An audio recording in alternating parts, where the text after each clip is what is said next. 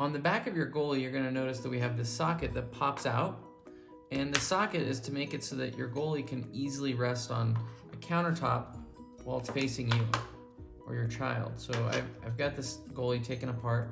On the back side, you'll notice we've got this area where the socket adheres to, and then when we assemble the goalie for you, we've got this 3M adhesive that's super strong that we attach it to.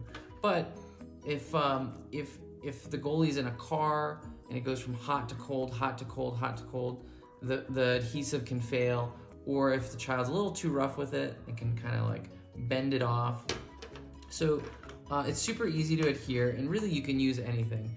You can use any kind of super glue. You're just going to want to clean this area off and stick it to there. Any kind of super glue, liquid cement, anything like that. Just make sure you got a clean area. Rub it, scrub it down. I've even seen people adhere plastic to plastic with some clear silicone adhesive.